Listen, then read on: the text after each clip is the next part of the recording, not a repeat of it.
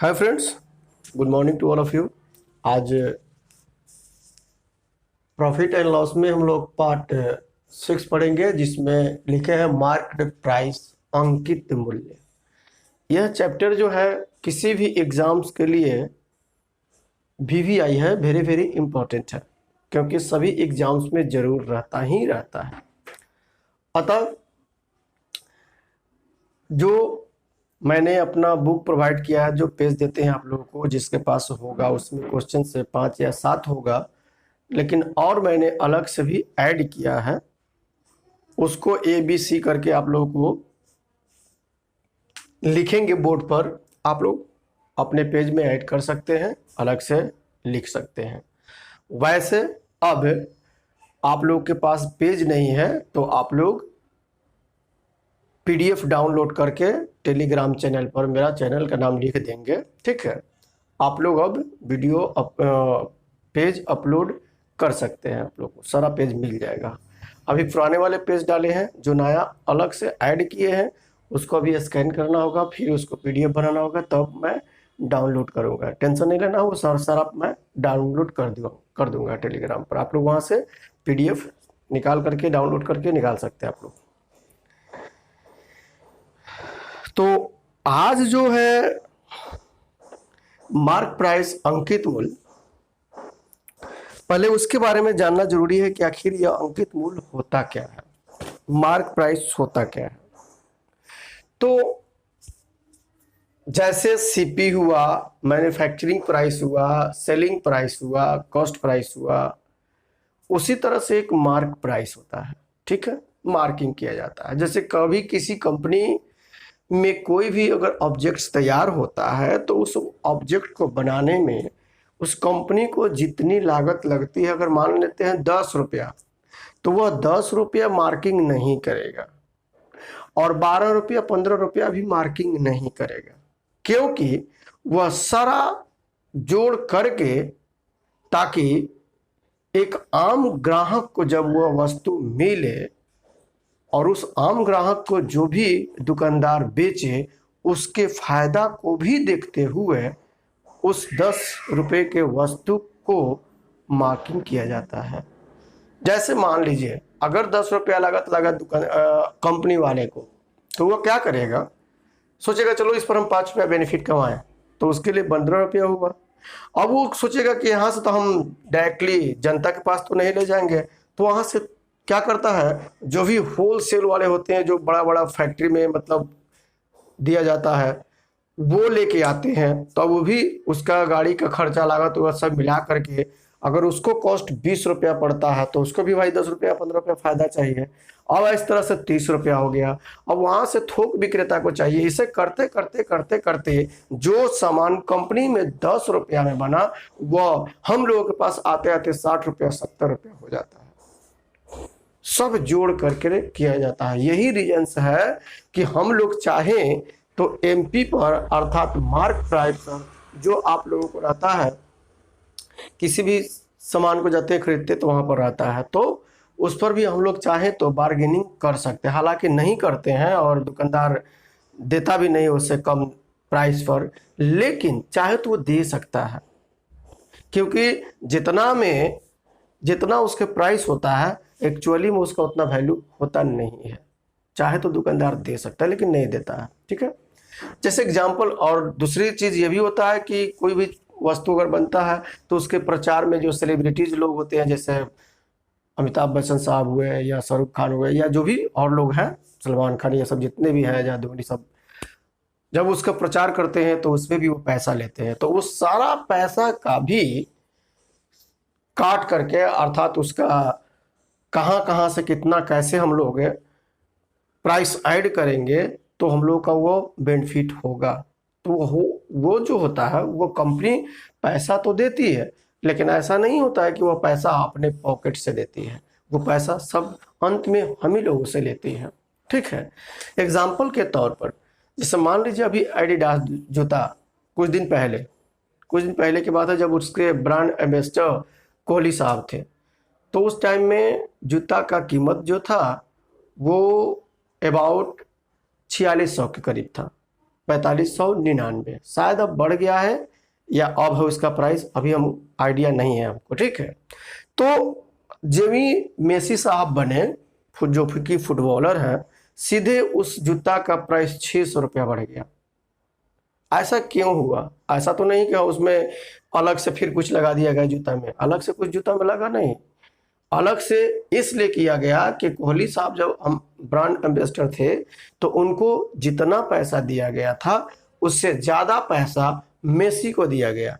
कोहली को बहुत से इंडिया में सब लोग जानते हैं, या क्रिकेट कंट्री जो है वो लगभग सब जानता है, एक दो को और जो कंट्रीज होगी वो जानती होगी, लेकिन मेसी को तो बहुत से देश जानते हैं, क्योंकि क्रिकेट से ज़्यादा फुटबॉल दुनिया में खेला जाता है, ठीक है ये, इसलिए मेसी साहब को सब जानते हैं। अतः उस जूता में, एडिडास के जो जूता हुआ, शूज हुआ, उसमें कुछ अलग से वर्क नहीं किया गया, सेम था वो, लेकिन मेसी साहब आए, कोहली साहब से ज़्यादा पैसा लिए, वो ज़्यादा पैसा किसको देना पड़ा? कंपनी को, और कंपनी किससे? हम लोगों से लेंगे, आम जनता से लेंगे। दूसरी चीज, मार्क प्राइस क्यों होता है?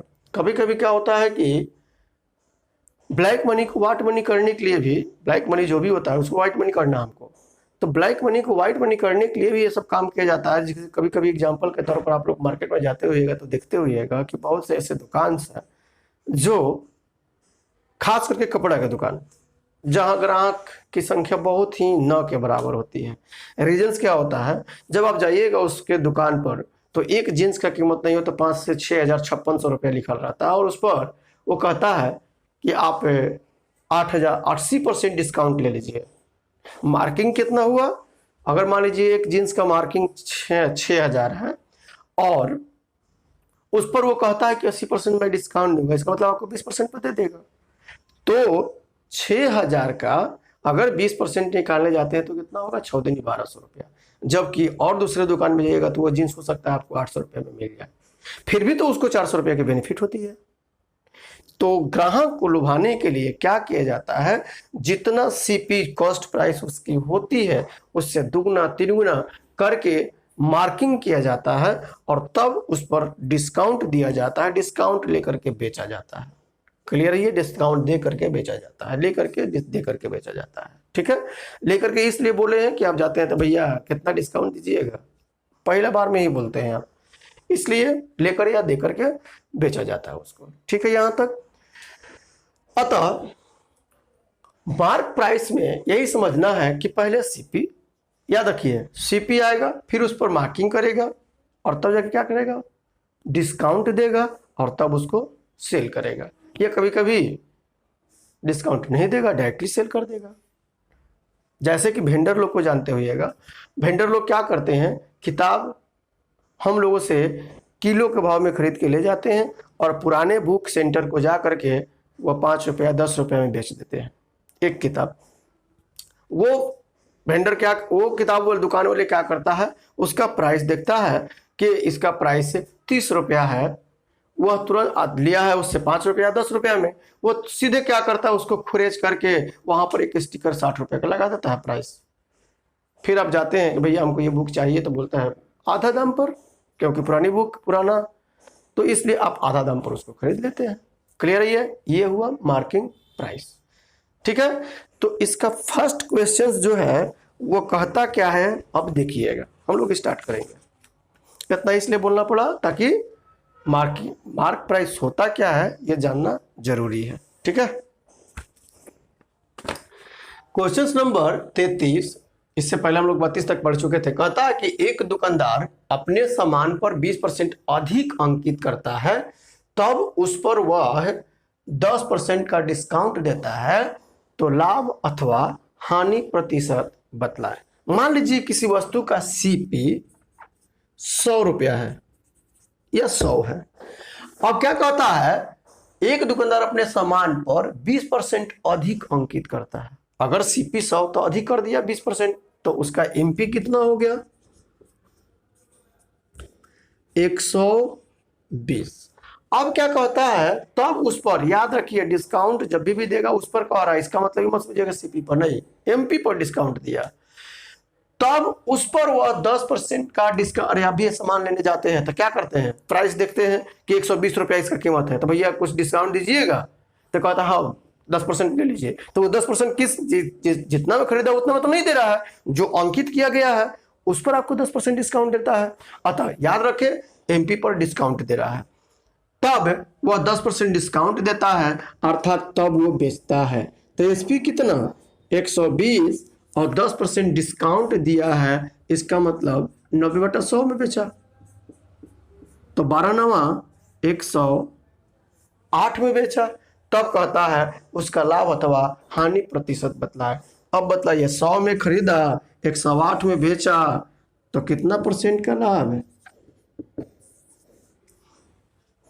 8% का लाभ। कोई दिक्कत नहीं होनी चाहिए। नेक्स्ट क्वेश्चन नंबर 34 में कहता है कि सतीश अपने सामान पर सीपी से 25% अधिक अंकित करता है, लेकिन वह 12.5% का डिस्काउंट मैंने बट्टा छूट एमपी पर देता है। यदि वह उस सामान को 875 रुपये में बेचता है तो उसका सीपी बताए। मान लीजिए उस वस्तु का सीपी 100 है, तो एमपी कितना 25% अधिक अंकित किया है, तो 125, और बेचा कैसे 12.5% डिस्काउंट दे करके। अतः हम एसपी क्या लिख सकते हैं, एसपी लिख सकते हैं 125 गुने 87.5 डिवाइडेड बाई 100, और यही एसपी कितना के बराबर है 875 के बराबर। एक का वैल्यू 100 का वैल्यू, कोई दिक्कत नहीं होनी चाहिए। तो अगर पॉइंट हटेगा तो 10 बढ़ेगा। क्लियर है ये। अब 875 से 875 कट गया, इसको काटिएगा, देख लीजिए 25 वाटे 125 में 8 से गुना करिएगा तो आपका आएगा 1000। तो 1 बराबर 8 तो कह सकते हैं, देख लीजिए 1000 नीचे है, 8 5 40 12 8 96 4 100, 1000 हो जाएगा। तो 1 का वैल्यू 800, आपसे 100 का पूछा है, तो 100 बराबर कितना, अर्थात उस वस्तु का सीपी क्या था 800 था। ठीक है, सीपी 100 माने थे, उसी का वैल्यू निकाले 800। नेक्स्ट क्वेश्चन देखते हैं हम लोगों को। क्वेश्चन नंबर 35 कहता है कि यदि एमपी पर 10% का डिस्काउंट दिया जाता है तो उसे 20% की प्रॉफिट होती है। यदि उस पर 20% का डिस्काउंट दिया जाता तो कितना प्रतिशत लाभ अथवा हानि होती। क्लियर है यहाँ तक। यहाँ डायरेक्टली एमपी पर ही कह रहा है। तो अगर मान के हम चलते हैं कि मेरा एमपी यदि 100 है, पहले 10% डिस्काउंट दिया तो बेचा कितना में 90 में, और इस तरह से उसको लाभ कितना हुआ तो 20%। अतः सीपी कितना, अब ये सब फॉर्मूला याद होना चाहिए कि सीपी बराबर SP into 100/100 plus percentage profit या माइनस लॉस। तो यहाँ प्रॉफिट हुआ है तो 90 इंटू 100 बटा में 20% प्रॉफिट, तो 120। अब हम 0 से अगर 0 काट दें, 3 से काटेंगे तो ये 3 बार में, यह 4 बार में, और यह 25 बार में। अब आपका सीपी कितना हुआ 25 3 75, अर्थात सीपी आपका 75 था, उस पर आपने मार्किंग किया 100 और तब डिस्काउंट दिया कितना 10%, 90 में बेचा। अब कंडीशंस क्या कहता है कि यदि उस पर 20% का डिस्काउंट दिया होता या दिया जाता तब क्या होता। तो अगर इस पर अब 20% अगर हम डिस्काउंट देते तो क्या आता 80 आता। 20% डिस्काउंट देने के बाद भी 80 रुपया में बेच रहा है मान लीजिए, और हमने तो खरीदा कितना 75। ऐसे कंडीशन में हमको लाभ हो रहा है, तो कितना का लाभ हो रहा है 5 का, कितना में 80 से भाग करेंगे गलत हो जाएगा, क्योंकि लाभ प्रतिशत बराबर क्या होता है लाभ बटा में सीपी इंटू 100। अतः 75 से भाग करिएगा आप लोग गुने 100। 25 से काटेंगे हम लोग कितना आएगा 4 बार में 25 से काटिएगा, 3 बार में 20, अर्थात 20/3 या 6.2/3% ये प्रॉफिट हुई। इसको 1 बार 2 बार 3 बार देख लीजिएगा, बिल्कुल समझ में आ जाएगा। ठीक है, कोई दिक्कत नहीं होनी चाहिए। अगर इसी को चाहे तो अलग अलग करके भी बना सकते हैं, देख लीजिए। जैसे मान लीजिए यहां तक तो क्लियर हो गया आप लोगों को, यहां तक काट छाट किए तो ये तो क्लियर हो गया कि उस वस्तु का सीपी कितना था, 75 था। एमपी कितना किए हुए थे, 100। अब कहता है 10 के बजाय 20% डिस्काउंट दे दो, तो एसपी कितना हुआ, 80। तभी भी तो लाभ हो रहा है। कितना का लाभ हुआ, 5 का कितना में, 75 में गुने 100। कोई दिक्कत नहीं होनी चाहिए। ठीक है, ये नेक्स्ट क्वेश्चन नंबर 36 में कहता है कि एक रेडियो का एमपी कितना होगा यदि उसका सीपी ₹1200 हो और एमपी पर 20% के डिस्काउंट देने के बाद भी 25% का लाभ हो।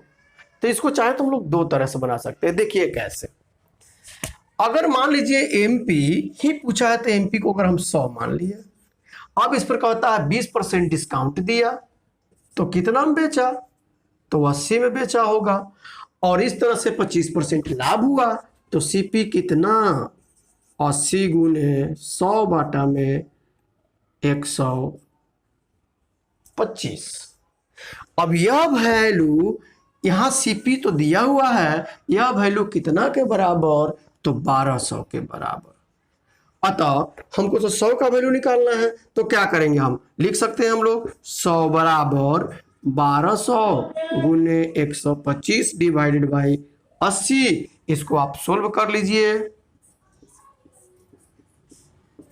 1875। कोई दिक्कत नहीं होना चाहिए।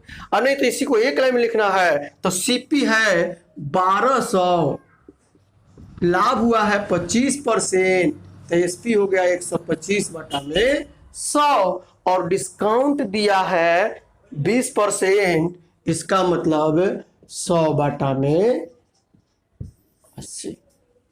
एक लाइन में बन गया। आप उसको सोल्व करिएगा, इसको भी सोल्व कर लीजिए, तो जो आपको समझ में आए आप उसको फॉलो करें। नेक्स्ट क्वेश्चन नंबर 37 में कहता है कि एक वस्तु को उसके एमपी का 2/5 में बेचने पर 25% का लॉस होता है, तो उस वस्तु का एमपी और सीपी का रेशियो बतलाए। एमपी और सीपी का रेशियो आपसे पूछा है। तो अब क्या कहता है कि एक वस्तु को उसके एमपी का 2/5 अर्थात कंपेयर किया है, तो अगर हम एमपी 5 मान ले तो बेचा है तो एसपी कितना, 2। और इस तरह से क्या हुआ है, इस तरह से उसको 25% का लॉस हुआ है, तो सीपी कितना जाएगा, 2 गुने 100/175 लॉस हुआ है। लाभ होता तो जोड़ के, तो इस तरह से हम लोग कह सकते हैं 4/3 अर्थात 8/3। तो किसी वस्तु का एमपी 5 है, उसका सीपी 8/3 है, आपसे रेशियो निकालने के लिए बोला है, तो ना निकाल लीजिएगा, 3 से गुना कर दीजिए। इसमें यहां भी 3 से गुना, ये कट जाएगा, ये हो जाएगा 15/8। कोई दिक्कत नहीं होनी चाहिए। नेक्स्ट क्वेश्चन नंबर 38 में कहता है कि किसी वस्तु का एमपी 9200 है, एक दुकानदार इसे 5% छूट पर बेचकर 15% का लाभ कमाता है, तो उस वस्तु का सीपी क्या है। चाहे तो इसको भी दो तरह से बना सकते हैं, लेकिन जब एमपी दिया रहे आप लोग का डिजिट में, तो आप डायरेक्ट बनाने का प्रयास करें। एमपी क्या दिया हुआ है, 9200, 5% छूट दिया है, मतलब 95/100 में बेचा होगा, ये हो गया एसपी, और कहता है 15% का लाभ कमाता है तो उस वस्तु का सीपी, ये एसपी है, ये एसपी है। अब हमको सीपी निकालना है तो क्या करेंगे, 100 बटा में लाभ होता है तो क्या करें, जोड़ के, हानि होता था घटा के, तो 115। अतः डायरेक्टली निकल गया सीपी बराबर, आप इसको सोल्व करिए, 100 से 100 कट जाएगा, 19 5 से कटेगा तो 19 बार में, 5 से कटेगा तो 23 बार में, यह 23 4 100 बार में कट जाएगा, 19 चौक 76, और 100 मान के बनेगा तो आराम से बनेगा। ठीक है, ये कोई दिक्कत नहीं होनी चाहिए। नेक्स्ट क्वेश्चन, क्वेश्चन नंबर 39 में कहता है कि एक घड़ी का अंकित मूल्य 820 रुपया है। एक व्यक्ति ने 2 क्रमवार अर्थात सक्सेसिव डिस्काउंट लेने के उपरांत इसे 570.72 में खरीदा। यदि पहली कटौती अर्थात डिस्काउंट 20% है तो सेकेंड डिस्काउंट क्या होगा। क्लियर है यहाँ तक। ऐसे केस में देखिए कैसे बनता है इस टाइप का क्वेश्चन। हालांकि अभी एमपी का प्रॉब्लम खत्म नहीं हुआ, ये तो पेज से प्रॉब्लम खत्म हो गया आज, लेकिन मैं एक्स्ट्रा भी कुछ ऐड किया हूं, उसको नेक्स्ट क्लास में ए बी सी डी ऐसे करके क्वेश्चंस डालेंगे। एमपी का ही प्रॉब्लम्स होगा, आप लोग पेशेंस रख करके जरूर देखें, कभी कोई दिक्कत नहीं होगी आपको। ठीक है, तो पहले तो 800 कहता क्या, एक घड़ी का अंकित मूल्य 820 रुपया है, इस पर क्या किया 20% का डिस्काउंट, 2 को डिस्काउंट दिया जिसमें एक दिया एक नहीं दिया, वही निकालना है हमको। तो अगर 820 रुपया में पहला डिस्काउंट 20% तो दिया, कितना होगा 80/100 में, अर्थात 82 × 8। अब फिर इसमें से एक और डिस्काउंट दिया होगा जो हमको मालूम नहीं है, और तब जा करके हमको क्या मिला, देखिएगा ध्यान से, तब हमको क्या मिला, जो वैल्यू मिला उतना ही हमने खरीदा। तो यदि इस टाइप के क्वेश्चंस मिले, पहला डिस्काउंट दिया रहे, पहला डिस्काउंट हटाने के बाद जितना वो देगा आप उसी संख्या से इस संख्या में भाग कर दीजिए। इसलिए 570.72 डिवाइडेड बाय, डायरेक्टली भी कर सकते हैं हम लोग, डायरेक्टली देखिए ये तो निकल गया। अब सेकेंड डिस्काउंट निकालने के लिए पहले निकालिए कि यह वैल्यू इसका कितना परसेंट है, अर्थात 570.72 डिवाइडेड बाय 82 × 8 × 100। हमको निकालना है कि यह कितना परसेंट है। ठीक है, ये अब इसको जब आप लोग सोल्व करेंगे, जो भी आए आपका, जो भी आए, मान लीजिए 80%, 85%, 87%, कुछ भी आए, तो यह वैल्यू इसका 87% अगर मान लीजिए है, इसका मतलब 13% डिस्काउंट दिया। अगर मान लीजिए 85% है तो 15% डिस्काउंट दिया। अगर यह वैल्यू 80% आता है तो 20% डिस्काउंट दिया। यह आराम से निकल जाएगा। जैसे एग्जाम्पल के तौर पर एक बुक का प्रॉब्लम हम यहां पर दे देते हैं, ठीक है, बना देते हैं, सोल्व कर देते हैं। देखिएगा आप लोग, जैसे आर.एस. अग्रवाल की बुक में एक क्वेश्चन नंबर देखिएगा आप लोग, मिलेगा 91 नंबर, कहता है कि घड़ी का अंकित मूल्य 3200 रुपया है। घड़ी का अंकित मूल्य कहता है क्या चीज है, 3200 है। क्वेश्चन नंबर 91 बुक का एग्जाम्पल के तौर पर दे रहे हैं, फिर ऐसा देंगे आप लोगों को बनाने के लिए। इसे 2 क्रमिक बट्टों के साथ 2448 में बेचा जाता है। यदि पहला बट्टा 10% हो तो दूसरा बट्टा कितना होगा। तो पहला 10 अर्थात 90/100 में बेचा होगा, अर्थात 320 × 9, और फिर इसमें से कुछ डिस्काउंट दिया होगा तो उसका वैल्यू आया होगा 2448, डिस्काउंट देने के बाद जो बचा। ठीक है, अर्थात ये 2448 जो है, पहले निकालिए कि इसका कितना परसेंट है। आइए हम निकाल के देखते हैं। 0 से 0 कट जाएगा। अब देखिए 8 से काटेंगे तो 8 का 24, 0 और 8 48, ये 4 बार में कट गया। ठीक है, अब इसको फिर अगर हम काटते हैं 2 से तो 1, 5, 3, यह 2 बार में कट गया, ये 5 बार में कट गया, और यह इसको काटेंगे तो कटेगा मेरा 1 7, अर्थात 17 पाँचे 85%। अब 85% आंसर मार्क नहीं आना है, इसने काट करके तब 85% में दिया था, कितना काटा 15%। अतः दूसरा अर्थात सेकेंड डिस्काउंट जो होगा वह आपका 100 माइनस 85 बराबर 15%। इस टाइप के क्वेश्चंस आपको देंगे, टेंशन लेने की जरूरत ना है। एक और क्वेश्चन 40 नंबर पेज का बता देते हैं, फिर कुछ इसमें क्वेश्चंस है, अब आपसे आराम से बन जाएगा सारा प्रॉब्लम्स एमपी का, एमपी से रिलेटेड आप लोग बनाइएगा, ठीक है। देखते हैं 40 कहता है क्वेश्चन नंबर 40 में कि एक छात्र को किसी वस्तु को किसी विशेष मूल्य पर बेचने से कितने % की प्रॉफिट होगी यदि इस मूल्य का 2/3 में बेचने पर 10% की हानि होती है। क्वेश्चन थोड़ा सा लगता है कि क्या लिखा हुआ, बता देते हैं। चलिए, एक स्टूडेंट्स को हमने कहा कि कोई वस्तु जाओ और जा करके तुम 3 रुपया में बेच करके आओ, मूल्य का 2/3 में। हम बोले थे जाओ 3 रुपये में बेच के आओ, वो क्या किया, उसको 2 रुपये में बेच के आ गया, और जब वो 2 रुपये में बेचा तो उसको 10% की हानि हो गई।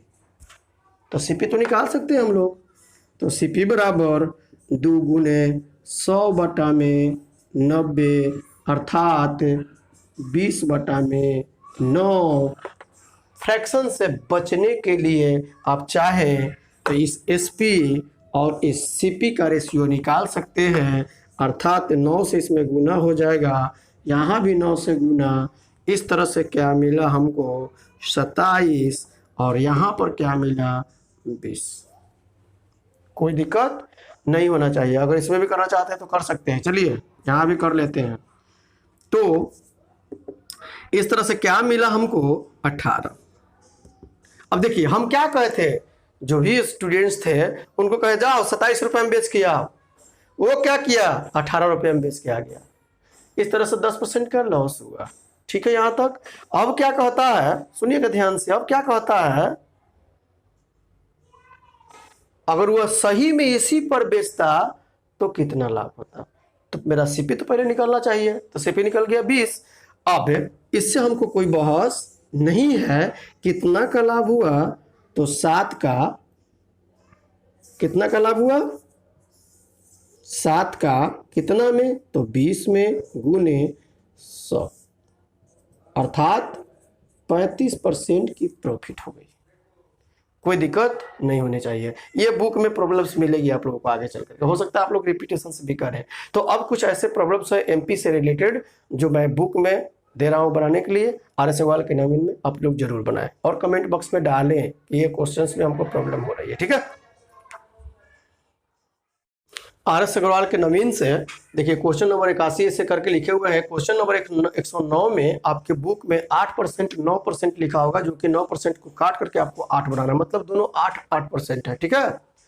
और 111 से लेकर के 121 तक इतना क्वेश्चन है आपको एमपी से रिलेटेड, आराम से बनेगा। जो ना बने कमेंट बॉक्स में डालिए, बिल्कुल मैं उसको सोल्व करने के लिए तैयार हूँ। Thank you. वीडियो को लाइक सब्सक्राइब करना ना भूलें अभी तक अगर नहीं सब्सक्राइब किया है तो।